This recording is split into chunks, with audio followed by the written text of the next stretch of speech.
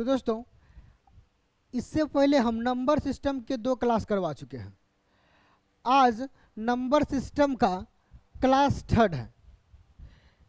हम इसी तरह नंबर सिस्टम में जितने भी क्वेश्चन एग्जाम में पूछे जाते हैं, नंबर सिस्टम से जितने भी क्वेश्चन एग्जाम में पूछे जाते हैं, सारे क्वेश्चन को क्लास वाइज करवा देंगे।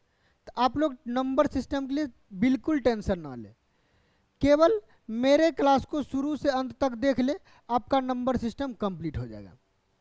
चलिए क्वेश्चन पर चलते हैं। देखिए क्वेश्चन है, एक संख्या को 28, 42 और 56 से विभाजित करने पर प्रत्येक स्थिति में शेषफल 11 प्राप्त होता है, तो सबसे छोटी संभावित संख्या ज्ञात कीजिए। सबसे छोटी संख्या कैसे प्राप्त करेंगे? तो देखिए सबसे पहले जिस संख्या से विभाजित करने की बात होगा उसका एलसीएम ले लेंगे, जितना शेषफल रहने की बात होगा उसको जोड़ लेंगे, हो जाएगा आंसर। अब एलसीएम निकालना है 28, 42 और 56, इसका निकालना एलसीएम। देखिए इसका ट्रिक क्या होता है एलसीएम का। सबसे खतरनाक ट्रिक ये है कि सबसे पहले हम देखेंगे ये 28 और 56 एक टेबल में आता है जो है 56, देखते जाइए। उसके बाद देखेंगे इसमें से क्या इसमें आ जा रहा, तो इसको लिख सकते हैं ना 14 या 42 को। 14 टेबल में 56 है, देखिए तो 14 चौके 56। 3 हमारा बच रहा है, 3 से गुना कर देंगे, हमारा एलसीएम हो जाएगा। ये एलसीएम लेने का तरीका है। कितना हो जाएगा? 168। तो हमारा एलसीएम आ गया 168। 11 शेष मिलना चाहिए, तो 11 जोड़ देंगे तो 179 इसका राइट आंसर हो जाएगा। देखिए तो ऑप्शन नंबर डी इसका राइट आंसर होगा। बस एलसीएम लेने का ये खतरनाक तरीका है। चलिए नेक्स्ट क्वेश्चन पर चलते हैं। क्वेश्चन है 1372 को किस संख्या से विभाजित किया जाना चाहिए ताकि प्राप्त भागफल एक घन मूल हो? देखिए मजा आ जाएगा। 1372 संख्या है, बोला उसको किस संख्या से विभाजित किया जाना चाहिए ताकि प्राप्त भागफल एक घनमूल हो। एक घनमूल होने से इसी में किसी से भाग देना है। 1372 घनमूल नहीं है, इसलिए 1 से भाग नहीं दे सकते। 4 से भाग दीजिए या इसका फैक्टर कर लीजिए। इसके आसपास जो फैक्टर है, तो इसके आसपास फैक्टर क्या होता है बताएंगे आप लोग, टेंशन न ले। पहले ऑप्शन से जाइए, ऑप्शन से जाइए। 6 से देखिए लगेगा क्या? 3 7 3 10 3 13। 6 से नहीं लगेगा और 9 से नहीं लगेगा, क्योंकि जो संख्या 3 से ना कटेगा ना 6 से कटेगा ना 9 से कटेगा। ये देखिए 3 से नहीं कटेगा, क्योंकि 7 2 9 3 12 13, योगफल 3 से नहीं कट रहा है। इसका मतलब संख्या 3 से नहीं कटेगा, ना 6 से ना 9 से। एक की बात नहीं हो रहा था, तो ज़्यादा चांस ऑप्शन नंबर ए हो जाएगा। लेकिन एक बार भाग देख लगा, 4 तिया 12, एक बचा 4 चौके 16, 4 तिया 12 343। जब 4 से भाग लगाएंगे तो 343 किसका घन है? तो 7 का क्यूब मिल जा रहा है। देखिए मिल गया ना, कंडीशन फुलफिल। बस इतने समय में आपको आंसर भी लगा देना था। ये सब टेक्निक, ऑप्शन छांटने का विधि जो है ना वो सबसे खतरनाक होता है, वो जरूर सीखा कीजिए। वो आपके एग्जाम में बहुत ही हेल्पफुल करेगा। मतलब कभी कभी तो आप बिना क्वेश्चन को बिना सॉल्व किए डायरेक्ट आंसर लगा देंगे। जैसे कि अभी कुछ किए थे क्या, आंसर पा गए थे ना, तो ये आपको फायदा मिलेगा, जिससे आपका समय भी बचेगा और कॉन्फिडेंस भी बढ़ेगा। x इक्वल टू इतना का भिन्नात्मक मूल ज्ञात कीजिए। भिन्नात्मक, इसको भिन्न में बदलना, दशमलव को भिन्न में बदलना, ये कह रहा है। अब देखिए सबसे पहले दशमलव को भिन्न बदलने देखेंगे रिपीटेड संख्या है क्या।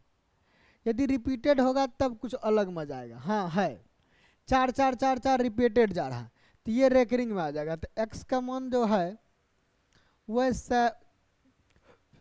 0.704 का रेकरिंग। याद रख लें, जब भी रेकरिंग वाले प्रश्न आएगा तो उसको ऐसे बनाना है। सबसे पहले जो संख्या दिख रहा है ऊपर उसको लिख लेना, लिख लिया ना। आगे जिस पर रेकरिंग नहीं होगा पीछे देख लेना है और सबको माइनस कर देना है। कर दिए। फिर क्या करना है, नीचे पॉइंट के बाद हमेशा देखेंगे, याद रख लिए नीचे में पॉइंट के बाद देखेंगे। पॉइंट के बाद जितने अंक पर रेकरिंग होगा उतने 9 लिखेंगे, जिस पर नहीं होगा उतना 0 लिखेंगे। हो गया आंसर। 704 में 70 घटा दीजिए, 634 हो जाएगा और नीचे कितना हो जाएगा 900। काटा होगा तो काट देंगे, नहीं तो इतना आंसर होगा तो इतने छोड़ देंगे। देखिए इतना ही आंसर दिया है तो इतना छोड़ देंगे। बाकी प्रोसेस जानना है तो आप एक रेकरिंग वाला वीडियो अपलोड कर देंगे, देख लीजिएगा। नहीं तो यहाँ भी बता सकते हैं लेकिन कोई फ़ायदा नहीं है, इतना काफ़ी होता है रेकरिंग में सीखना। अब प्रोसेस जानना है तो कमेंट्स कर दीजिएगा। दो संख्याओं का लघुत्तम समापवर्तक और महत्तम समापवर्तक क्रमशः 72 और 8 है। इनमें से एक संख्या 72 है तो दूसरी संख्या ज्ञात कीजिए। बहुत ही मजेदार क्वेश्चन है।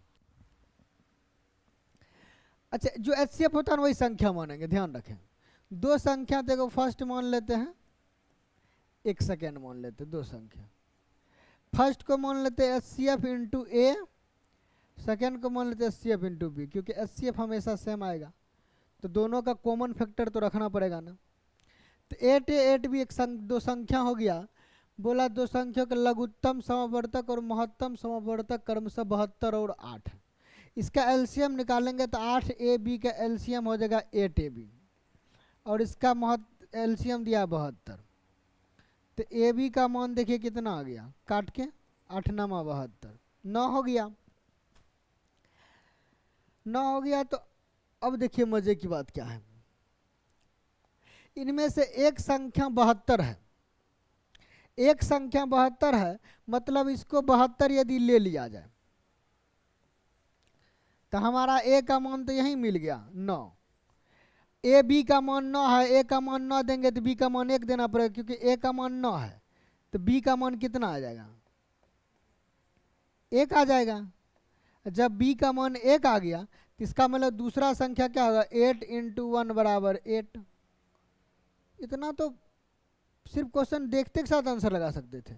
और देखिए ऑप्शन नंबर सी में इसका राइट आंसर 8 है। बस हो गया।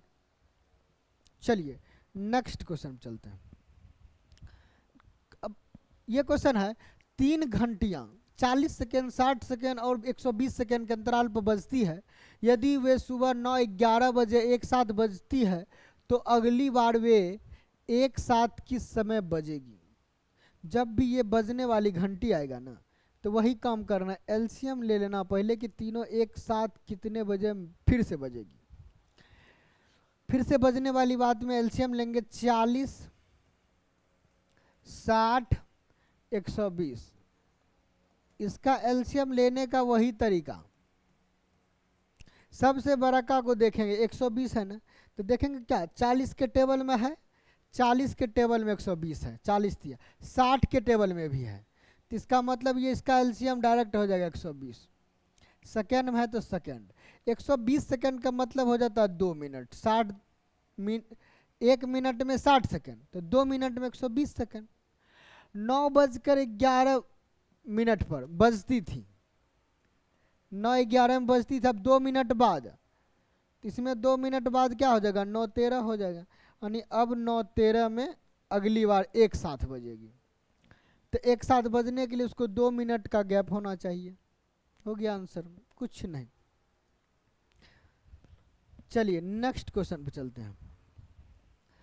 क्वेश्चन है, यदि इतना 3 से विभाज्य है तो k का न्यूनतम मान क्या होगा। 3 से विभाज्य का नियम क्या कहता है, जिस संख्या को 3 से भाग देनी हो उसके अंकों को योग को 3 से भाग देंगे। यदि कट गया तो 3 से कटेगा, नहीं कटा तो नहीं कटेगा। 3 से भाग, 4 2 6 3 से कट रहा, 9 3 से कट रहा, 6 3 से कट रहा, बचा 2 और k। देखिए न्यूनतम की बात है तो 1 रख देंगे k का मान, तो 1 + 2 3 हो जाएगा, 1 + 2 3 हो जाएगा ना। तो 3 से फिर कटने लगेगा, तो 1 रहेगा, के का मान न्यूनतम मान 1 हो जाएगा बस। के का मैक्सिमम मान पूछता तब अलग होता, न्यूनतम पूछ रहा है या के कितने मान पॉसिबल है तब अलग अलग ट्राई करते, 1 भी होता, 4 भी होता, 7 भी होता। चलिए नेक्स्ट क्वेश्चन चलते हैं। ये क्वेश्चन है, दो संख्याओं का योग 40 है और तथा उनका अंतर 6 है, तो बड़ी संख्या क्या होगी। देखिए मजेदार, जब इस टाइप का क्वेश्चन जब भी आपको मिले ना, दो संख्या का योग दिया रहेगा 40 और उसका अंतर दिया रहेगा, योग और अंतर जब भी दिया रहे, बड़ी बोले याद रखिए, जोड़ने से बड़ा होता, घटाने से छोटा होता, इतना याद रहेगा ना। बड़ी बोले तो दोनों को जोड़ के आधा कर देंगे, छोटी बोले तो दोनों को घटा के आधा करना, याद रख लीजिए। हमको यहाँ बड़ी पूछ रहा है तो सॉल्व नहीं करना है, खुद आंसर आ जाएगा। दोनों को जोड़िए, 40 + 6 का आधा, 40 6 46 का आधा 23, इसका आंसर ऐसे लगाएंगे, कुछ करना नहीं है। अगर मन है तो आप सॉल्व कर लीजिए, यही आने वाला है, टेंशन ना लीजिए। सॉल्व भी कीजिएगा तो यही आएगा, लेकिन याद रख लीजिए बड़ी बोले तो दोनों को जोड़ के आधा, छोटी बोले तो घटा के आधा करना है। चलिए नेक्स्ट क्वेश्चन चलते हैं। ये क्वेश्चन देखिए और मजेदार है।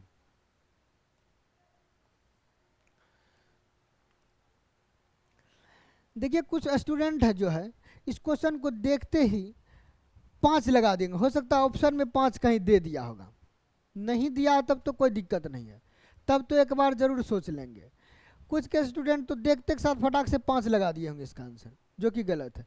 5 इस कंडीशन में होता है जब ये अनंत तक जाता है, वो जल्दबाजी में गलती होता है, ये नहीं कि जान के गलती करते, वो जल्दबाजी में उनको लगता डॉट डॉट डॉट लगा है, ये जब डॉट डॉट लगा रहता तो इसका आंसर 5 हो जाता।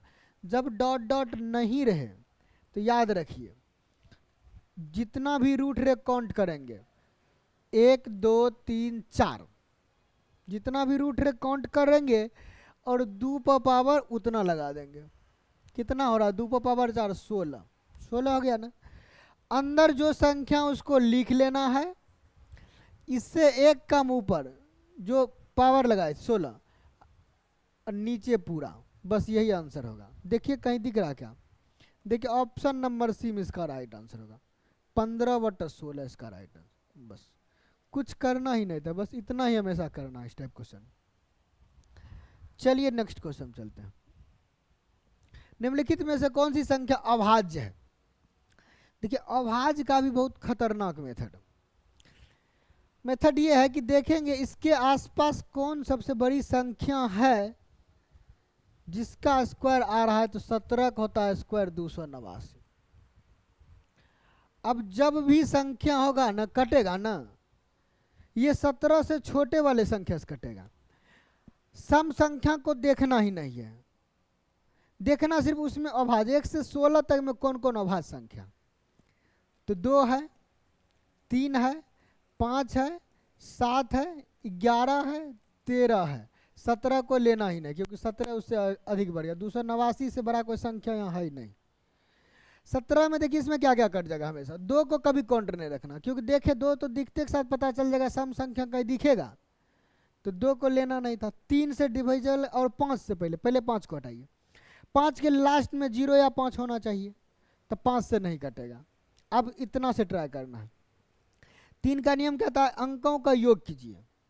देखिए 6 3 9 2 11 नहीं कट रहा, 4 3 7 2 9 ये कट जाएगा 3 से, 5 3 8 2 10 ये नहीं कटेगा, 7 3 10 2 12 ये भी 3 से कटेगा।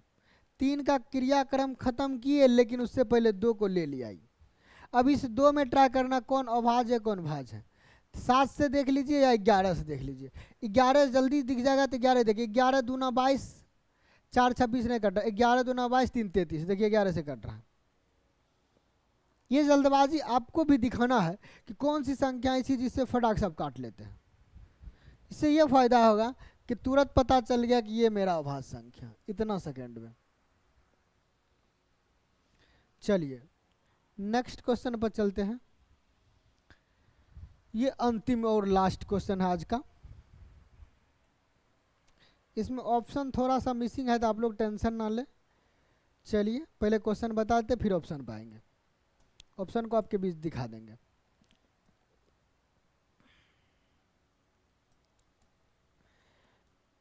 चलिए आप क्वेश्चन सिर्फ देखिए। एक छात्र में अनुकरणीय कौशल है जिसके उपयोग से वह प्रत्येक परीक्षा में लगातार 79 अंक प्राप्त करता है। पूरा जितना परीक्षा देता है ना हमेशा 79 अंक लाता है। वह पहली परीक्षा में ऐसा करता है और परीक्षा में एक और छात्र 60 अंक प्राप्त करता है। यदि अगली परीक्षा में दूसरा छात्र 2 परीक्षाओं में कुल मिलाकर पहले छात्र से आगे निकलना चाहता है तो दूसरे छात्र को दूसरी परीक्षा में पहले छात्र से न्यूनतम कितने अधिक अंक प्राप्त करने चाहिए। देखिए मजे की बात है, एक छात्र उसका नियम है कि हमेशा 79 अंक लाएगा, तो 2 एग्जाम में उसको 79 दोनों अंक मिलेगा, 158 अंक इतना मिलेगा ना। और एक दूसरा जो छात्र है ना वो क्या किया, 60 अंक एक एग्जाम में लाया है।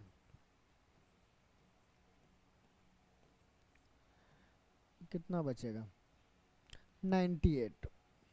60 एग्जाम में ला लिया, अब की बार सोच रहा है कि उससे आगे निकलना है। अभी भी वो 98 अंक आगे है, 98 अंक लाएगा तो बराबर होगा। हमको आगे निकलना तो कम से कम न्यूनतम 1 अंक आगे बढ़ा देना है, क्योंकि न्यूनतम दे दिया देख लीजिए। तो 1 अंक बढ़ाने के लिए उसको 1 अंक इससे एक्स्ट्रा लाना पड़ेगा। मतलब यदि 99 लाता है तो डायरेक्ट आंसर पा जाएगा और उससे आगे हो जाएगा, यानी सेकेंड एग्जाम में उसको 99 अंक लाना है। ऑप्शन में देख लेंगे कहीं 99 दिख रहा है क्या, 100 दिख रहा है, तो एक बार फिर से देख लेते कहीं मिसिंग है क्या। एक छात्र में अनुकरणीय कौशल है जिसके उपयोग से वह प्रत्येक परीक्षा में लगातार 79 अंक प्राप्त करता है। तो 79 दूना 158, ठीक है। वो पहली परीक्षा में ऐसा करता है, उसी परीक्षा में एक और छात्र 60 अंक प्राप्त करता है। यदि अगली परीक्षा में दूसरा छात्र 2 परीक्षाओं में कुल मिलाकर पहले छात्र से आगे निकलना चाहता है तो दूसरे छात्र को अगली परीक्षा में पहले छात्र से न्यूनतम कितने अधिक अंक प्राप्त करने चाहिए।